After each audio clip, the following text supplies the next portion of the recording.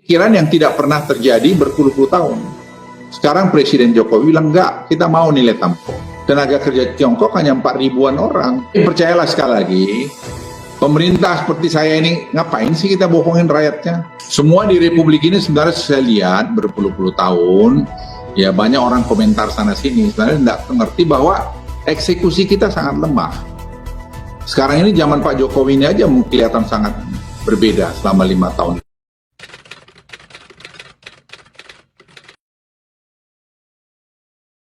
Kok kita sekarang tenaga kerja lokal saya sudah dirumahkan. Ya. Terus mereka enaknya masuk. Ini sistem seperti apa ini? Kita juga bingung.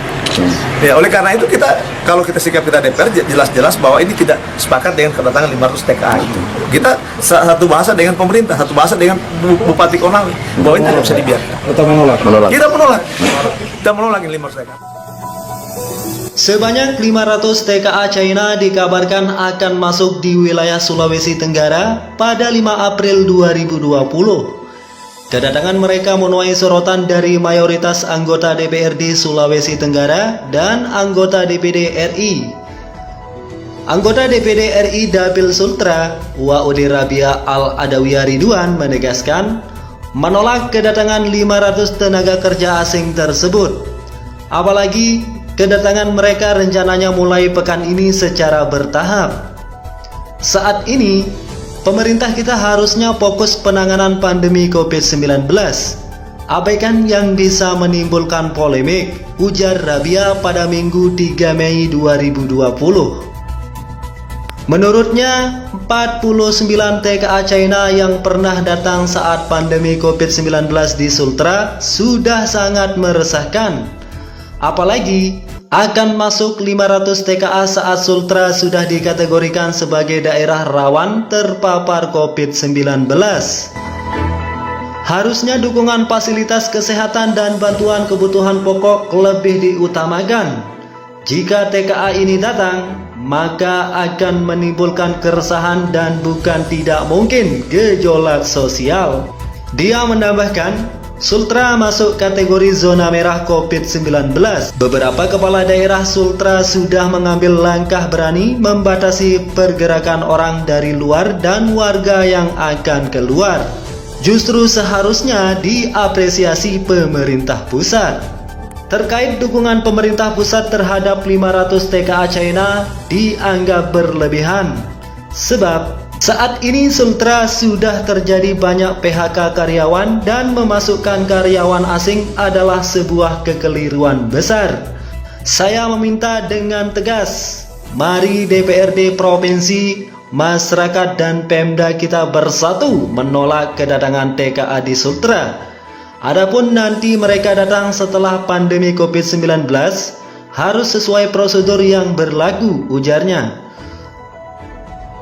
Sikap penolakan Rabia mendapat dukungan serupa dari Gubernur Sulawesi Tenggara, Ketua DPRD Sultra bahkan sejumlah kepala daerah. Ketua DPRD Sultra, Abdurrahman Saleh bahkan menjanjikan siap memimpin demonstrasi warga jika mengetahui kedatangan TKA China tersebut. Sedangkan Wali Kota Kendari, Zulkarnain lebih keras lagi terhadap rencana masuknya TKA China tersebut. Dia memastikan siap memasang palang penghalang jalan di antara pintu perbatasan kota Kendari dan Bandara Halu Oleo Kendari agar mereka tak bisa masuk. Dengan perkembangan saat ini Pak, apakah kita mempertimbangkan opsi lockdown atau untuk mengendalikan wabah corona? Saya pikir kita belum sampai pada kondisi itu. Tadi kita baru bicara, misalnya sekarang melihat tadi telekonferensi dengan beberapa menteri. Tadi baru kita lihat misalnya betapa Cina sekarang membaik karena disiplin. Bagaimana juga Korea Selatan sangat cepat juga membaik karena disiplin juga. Jadi mematuhi himbauan-himbauan atau anjuran-anjuran pemerintah, tidak mencari salah sana-sini. Pemerintah tentu semua menghitung aspek-aspeknya. Kalau ada teman-teman di luar hanya melihat satu angle, satu sudut saja, pemerintah tuh melihat dari berbagai sudut. Sehingga kesimpulan yang dibuat, kebijakan yang dibuat, pastilah mungkin kebijakan yang mendekati yang terbaik. Pak, ada usulan agar hotel-hotel dipakai untuk isolasi pasien suspek corona. Kita tahu sekarang BUMN juga sudah mengalokasikan beberapa hotel-hotelnya untuk Ya, tadi Pak Tiko ke saya, kami juga bicara, sudah mulai beberapa hotel sekarang pemilik BUMN itu dikonvert menjadi rumah sakit untuk ya tanggap darurat corona COVID-19 ini. Saya kira langkah udah bagus. Sampai tadi Wisma Atlet juga mana tadi banyak lagi sudah disiapkan untuk itu. Karena kita belum tahu, karena test kit sudah datang bisa saja meningkat kata eksponensial ke data yang didapat dari coronavirus ini. Dan ini kan sekarang sudah dialami banyak negara. Kita jangan sampai seperti Italia, kita berdoa betul mengenai itu. Jadi saya himbau lagi sekali lagi, ayo kita patuhi protokol-protokol kesehatan yang sudah diberitahu. Bagaimana Pak dengan arahan Presiden mengenai perjalanan dinas yang dialihkan untuk mengatasi dampak virus corona? Ya itu dana perjalanan dinas kan cukup besar ya, berapa puluh triliun. Nah itu Presiden sudah minta tidak ada perjalanan dinas luar negeri, dan memang kebetulan juga kita sepakat hari ini karena dunia juga membatasi itu semua. Nah dananya Presiden minta alihkan langsung untuk membantu rakyat-rakyat yang kategori yang kurang, untuk mereka juga ekonomi tetap berjalan. Dan kemudian Presiden merintahkan supaya 9 bahan pokok itu jangan sampai ada kurang. Tadi kita lihat Presiden meninjau ke Bulog misalnya. Nah sekarang bagaimana distribusinya? Sekarang lagi di-exercise bagaimana menggunakan misalnya Gojek, menggunakan Grab untuk menjadi penyalur-penyalur ke masyarakat sehingga ekonomi itu jalan. Karena Gojek itu kan mau employee atau mengerjakan jutaan orang. Ini ada pertanyaan dari Reuters, Tempo, dan Detik Pak mengenai 49 TKA asal Cina yang kemarin sempat heboh itu Pak. Bagaimana, apakah ini artinya tenaga kerja Cina sudah masuk proyek Morowali lagi, dan apa pendapat Bapak soal ini atau tanggapan Bapak? Ya tadi kami baru rapat mengenai ini, jadi kita juga jangan besar-besarkan dulu ya, kita luruskan proporsional ya. Jadi yang 49 orang itu mendapat visa 211B, 211A pada tanggal 14 Januari sebelum kita membuat larangan Tiongkok datang ke Indonesia. Yang kedua, ada Permen Kumham nomor 7 tahun 2020 bulan Februari. Jadi sebenarnya tidak ada yang dilanggar di situ, hanya memang ada sedikit mungkin ada masalah administrasi teknis antara 211A dan 211B. Nah sekarang mereka itu masih di karantina di di Kendari. Ya biar aja di karantina dulu 2 minggu, nanti kita lihat lagi apa yang kita lakukan. Tidak ada prosedur atau ilegal dari sini. Saya garis bawah tidak ada. Tadi sudah kita buka semua, tidak ada. Mereka mengajukan visa dengan legal di kedutaan kita di Beijing, dan ya sekarang sampai hari ini sebenarnya nggak ada masalah. Saya mohon kita jangan juga terus sekali lagi meributkan hal-hal tidak perlu. Pemerintah tidak akan ingin rakyatnya mendapat bencana dari luar. Jadi kami tidak ingin mengimpor masalah, mengimpor penyakit dari tempat lain. Bagaimana Pak dengan proyek-proyek seperti Patimban, proyek kereta cepat Jakarta-Surabaya yang melibatkan Jepang? Apakah Bapak melihat kemungkinan ini menjadi hambatan? Tidak ada hambatan, sebenarnya sih terjadi perlambatan karena pegawai-pegawainya banyak kan yang cuti kemarin Lebaran Cina, sekarang belum bisa pulang. Padahal tenaga-tenaga itu sangat teknis yang dibutuhkan oleh proyek itu. Misalnya WDB, tadinya kan mau peresmian bulan Maret ini, sekarang tertunda, ya belum tahu kapan karena tidak ada pegawai yang cukup untuk mengerjakan. Nah sekarang kita lihat aja perkembangan di Tiongkok. Kalau di Tiongkok sudah membaik, nanti kita lihat untuk mereka kita karantina di Indonesia, dapat sertifikat dari sana. Saya kira sudah bisa waktunya. Nanti kita lihatlah kapan. Dan Tiongkok malah sudah masuk di Italia, malah dipuji-puji di sana. Masuk di Pakistan, malah datang ke Presiden Pakistan ke Beijing minta mereka untuk dibantu. Jadi Pakistan juga akan dibantu oleh Tiongkok. Jadi saya pikir kita sekarang ini jangan mempermasalahkan kiri kanan.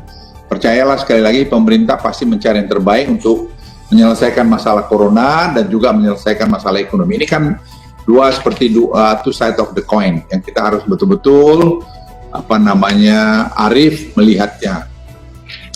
Dari Kompas, Pak, bagaimana tanggapan soal rencana peluncuran kartu prakerja? Berapa efektif ini untuk antisipasi industri pariwisata yang terdampak akibat? Ya, ini sebenarnya prakerja ini kemana-mana, bukan hanya pariwisata saja. Itu memberikan dampak tentu yang bagus, saya pikir, dengan ini. Karena itu kan memberikan, sambil melatih skillnya mereka untuk pekerjaan-pekerjaan tentu yang sekarang sudah disusun oleh Kementerian Tenaga Kerja. Jadi saya kira inisiatif dari Presiden, pikiran-pikiran jernih dari Presiden untuk memberikan skillful workers yang kita sangat kurang hari ini. Baik, Pak, soal gugatan WTO, bagaimana Pak terkait dengan? Ya, kemarin dengan ketemu dengan Belanda, saya sama Menteri Krak, saya sampaikan juga, kalian bantulah kami. Ya, kenapa kami tidak boleh menikmati nilai tambah dari produksi-produksi alam kami. Kami kan juga ingin menjadi negara maju. Ya, kalau sekarang kita ekspor hanya raw material saja, apa nilai tambah yang kami dapat? Kan tidak ada. Nah, menciptakan lapangan kerja, pajak, dan sebagainya. Ini pikiran yang tidak pernah terjadi berpuluh-puluh tahun. Sekarang Presiden Jokowi bilang, enggak, kita mau nilai tambah. Nah, itu yang tanpa kita sadari, sekarang ini ekspor kita dari Morowali itu pada stainless steel, carbon steel tahun ini bisa sampai mungkin 12 miliar dolar atau lebih. Dan itu membantu ekonomi kita sangat, karena ciptaan lapangan kerja di Morowali itu sangat besar. Itu ada sampai sekarang kalau tidak keliru 40-an 5 miliar orang.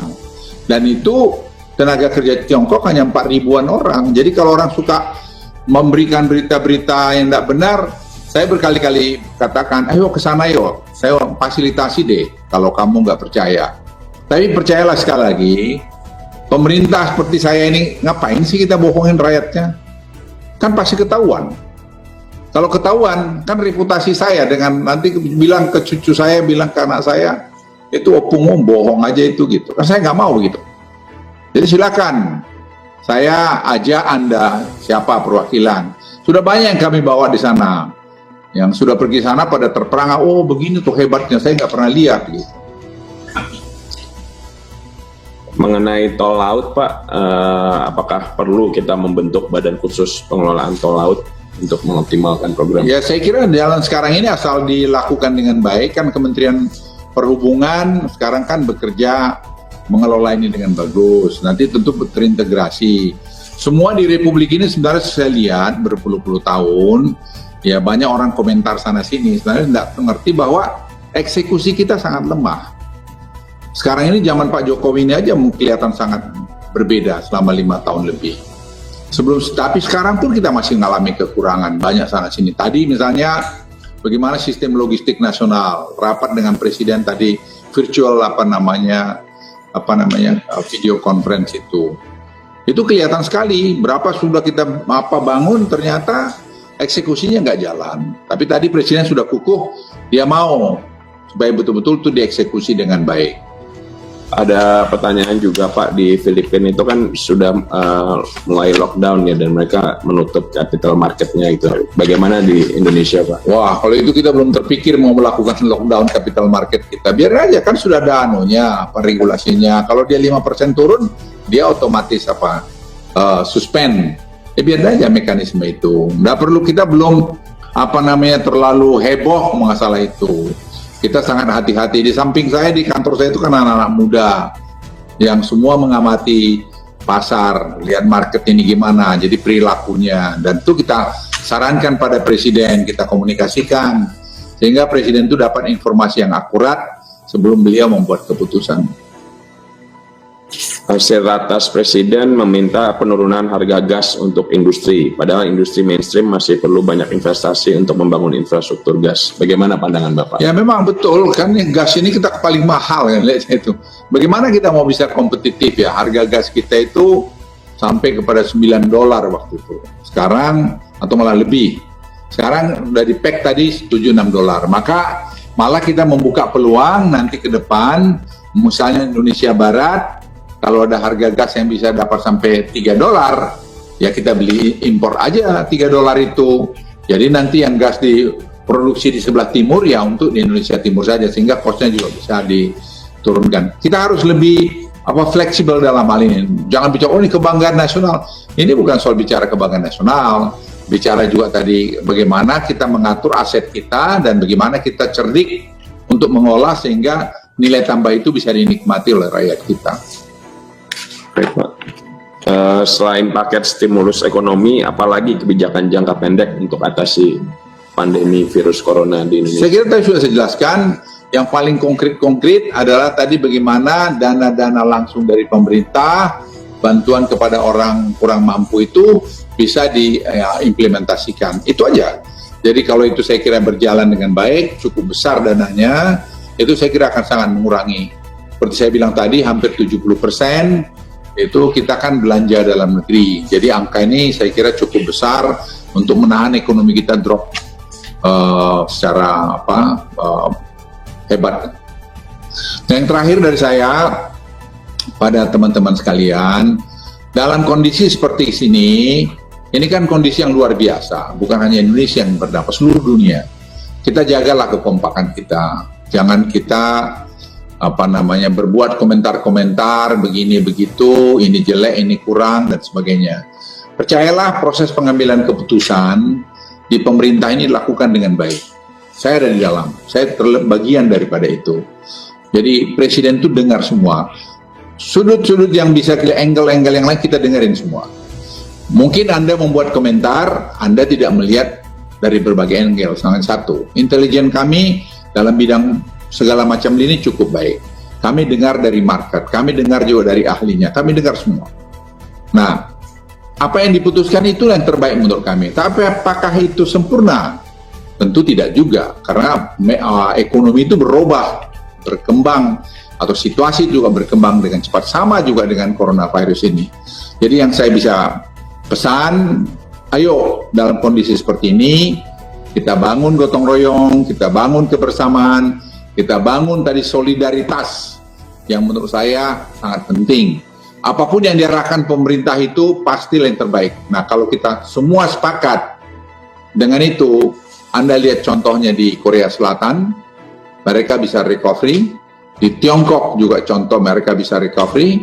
Di Singapura juga contoh mereka bisa recovery. Jadi kalau kita Indonesia sebagai bangsa besar melakukan itu semua, saya yakin kita akan pasti menang melawan tantangan ini.